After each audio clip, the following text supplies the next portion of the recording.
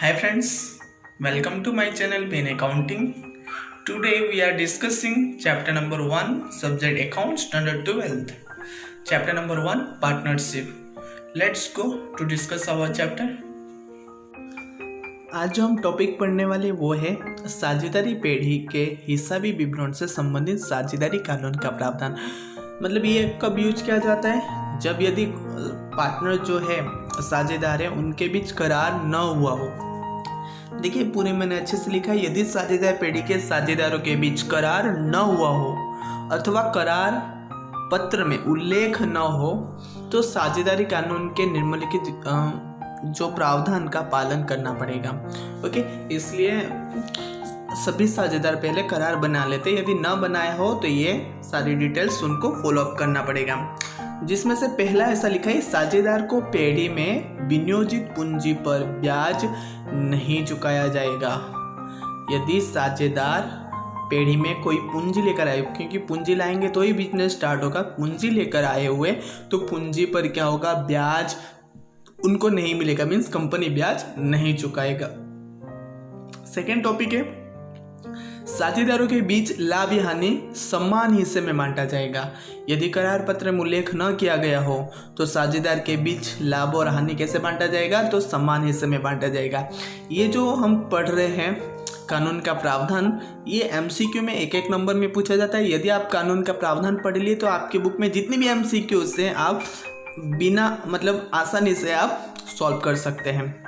चलिए तीसरा पढ़ लेते हैं, साझेदारों के पेढ़ी में किए आहरण पर ब्याज वसूल नहीं किया जाएगा। यदि करार पत्र में प्रावधान न हो तो कोई साझेदार कंपनी से आहरण किया हो, मतलब कंपनी से पैसा लेकर गया हो, तो पैसों पर ब्याज उसको चुकाना नहीं पड़ेगा, मतलब कंपनी ब्याज वसूल नहीं करेगा। ये तीन आया समझ में। चलिए नेक्स्ट देख लेते हैं। जो नेक्स्ट है वो ऐसा है कि साझेदार को वेतन, बोनस, कमीशन या पारिश्रमिक नहीं दिया जाएगा। यदि साझेदार ने कोई एक्स्ट्रा काम किया हो तो उसको कोई कमीशन या बोनस नहीं मिलेगा। यदि करार पत्र में उल्लेख है तो दिया जाएगा और नहीं है तो नहीं दिया जाएगा। साझेदार ने पेढ़ी को दी लोन पर वार्षिक 6% की दर से ब्याज दिया जाएगा। मतलब साझेदार ने पेढ़ी को यदि लोन दिया हो, मतलब कंपनी ने साझेदार से पैसा लिया हो, तो मतलब यदि दी लोन हो तो वार्षिक कितने परसेंट ब्याज दिया जाएगा, 6% दर से ब्याज दिया जाएगा। ओके, नेक्स्ट है, यदि किसी साझेदार ने पेढ़ी के लिए योग्य खर्च किया हो तो उसे वसूल करने का उसे अधिकार है। मतलब पेढ़ी के लिए यदि कोई खर्च मीन्स योग्य खर्च किया हो तो उसे वसूल करने का जरूरत है। फॉर एग्जांपल हमारे फैन बनाने की कंपनी है और एक साझेदार क्या कर देता है कि एक हाथी लेके आ जाता है और बोलता है कंपनी की सेफ्टी के लिए है, बट आपको पता है ना कि फैन बनाने वाली कंपनी में हाथी की क्या ज़रूरत है, तो ये खर्च योग्य खर्च नहीं, तो वो वसूल नहीं कर पाएगा। ओके, फॉर एग्जांपल कि कोई साझेदार कंपनी के लिए फॉर एग्जांपल कोई मशीनरी लेकर आ जाता है या छोटे मोटे खर्च के लिए कोई सामान लेकर आ जाता है, वो उसके लिए योग्य खर्च है, योग्य खर्च किया तो वो वसूल कर सकता है। और जो हमने ऊपर पढ़ा कि दी लोन, एग्जाम के अंदर दी लोन और ली लोन आती है। यदि साझेदार ने पेढ़ी को लोन दिया हो, साझेदार ने पेढ़ी को दिया हो तो 6% मिलेगा। पेढ़ी ने साझेदार को दी लोन दिया हो तो पेढ़ी ने साझेदार को दी हो तो ब्याज नहीं काउंट किया जाता है। इस चीज़ का ध्यान रखना है।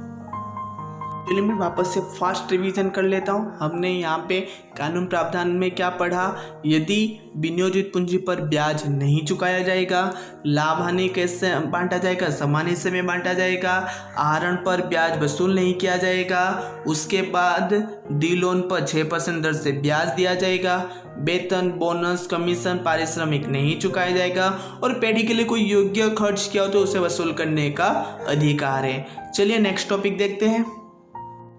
हमारा जो नेक्स्ट टॉपिक है पूंजी खाता। हमने 11th क्लास में भी पूंजी खाता बनाए हुए हैं। चलिए रीड करते हैं। इस पद्धति में पूंजी खाता में साझेदार के पूंजी का प्रारंभिक शेष लिखने के बाद वर्ष दौरान साझेदार के द्वारा पेढ़ी में लाई गई अतिरिक्त पूंजी जमा की जाती है और साझेदार को वापस की गई पूंजी उधार की जाती है। फॉर एग्जाम्पल कि ना मिस्टर ABC 3 साझेदार हैं और उन्होंने 1 लाख रुपए लेकर आए हैं, तो उनकी पूंजी खाते में किस ओर लिखा जाएगा? जमा पक्ष में लिखा जाएगा। और कोई अतिरिक्त पूंजी लाए, वापस से सभी ने मिलकर 20 हज़ार रुपये लेकर आए, तो ये अतिरिक्त पूंजी लाए तो भी कहाँ पे लिखा जाएगा? पूंजी खाते के जमा तरफ लिखा जाएगा। लेकिन यदि साझेदारी को वापस की गई हो, मतलब साझेदार ले लिया हो, आहरण किया हो, तो वो कहाँ पे लिखा जाएगा? पूंजी खाते के उधार पक्ष में लिखा जाएगा। अब पूंजी खाता रखने की पद्धति, तो पूंजी खाता रखने की मुख्य 2 पद्धति है, अस्थिर पूंजी खाता पद्धति और स्थिर पूंजी खाता पद्धति। चलिए दोनों पढ़ लेते हैं कि अस्थिर पूंजी खाता पद्धति क्या है और स्थिर पूंजी खाता पद्धति क्या है। पहला है कि अस्थिर पूंजी खाता। साझेदार के पूंजी खाता रखने की जिस पद्धति में साझेदार की पूंजी खाते में वर्ष के प्रारंभिक शेष और अंतिम शेष में परिवर्तन देखने को मिलता हो, उसे अस्थिर पूंजी खाता पद्धति कहते हैं। फॉर एग्जाम्पल कि पहले प्रारंभिक पूंजी 1 लाख रुपए था, लेकिन बहुत सारे ट्रांजैक्शन के बाद जब उसकी टोटल की जाती है तो उनकी पूंजी फॉर एग्जाम्पल 1,40,000 हो जाता है। तो प्रारंभिक पूंजी और लास्ट पूंजी में क्या हुआ? परिवर्तन दिखाई दिया, तो वह कैसा पूंजी खाता पद्धति है? तो अस्थिर पूंजी खाता पद्धति है। ओके, चलिए नेक्स्ट स्थिर पूंजी खाता पद्धति भी देख लेते हैं। सेकंड जो है वो स्थिर पूंजी खाता पद्धति है।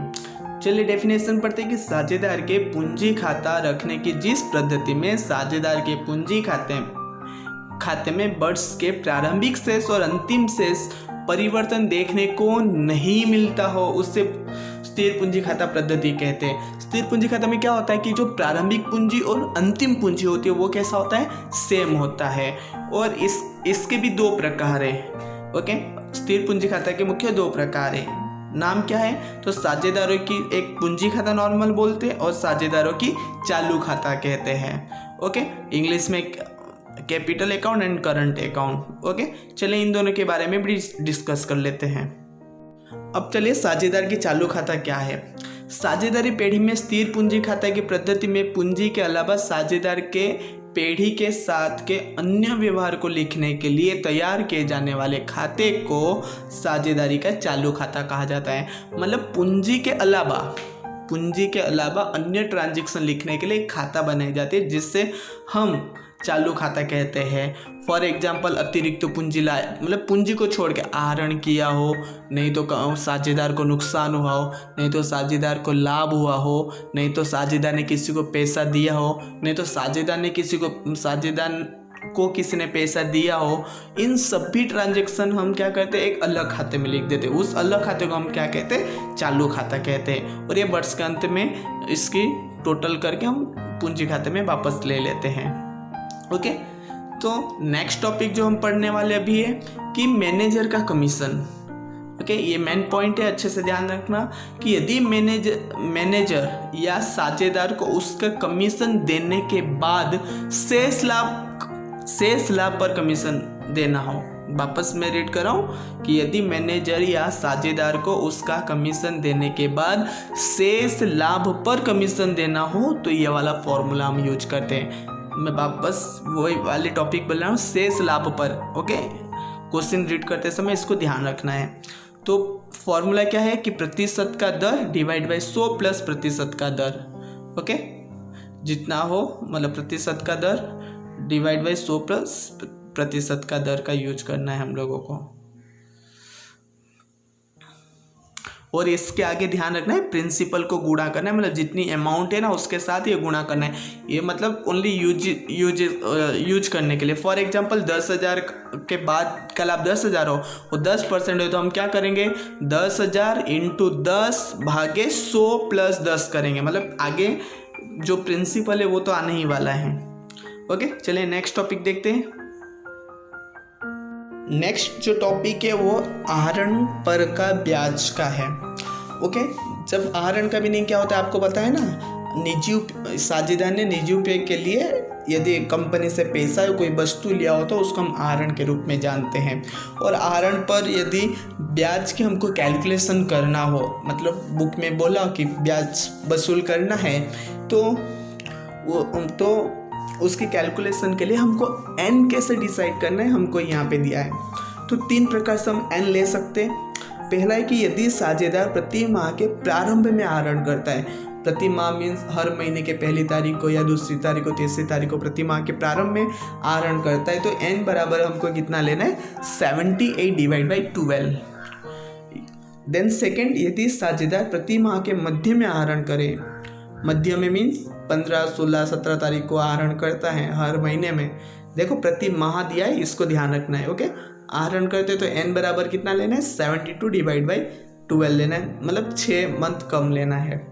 देन यदि साझेदार प्रति माह के अंत में आहरण करता है, मतलब लास्ट तारीख को, हर महीने के 27, 28, 29, 30 को लास्ट में आहरण करता हो, तो n बराबर कितना लेना है 66/12 लेना है। और किस तरह सॉल्व करना है हम जो नेक्स्ट वाले वीडियो आने वाले उसमें हम आहरण पर का ब्याज देखने वाले हैं। वीडियो आपको कैसा लगा? यदि आपको वीडियो पसंद आया तो लाइक कीजिए, सब्सक्राइब कीजिए, कमेंट कीजिए और इस वीडियो को अपने फ्रेंड के साथ शेयर कीजिए। Thank you.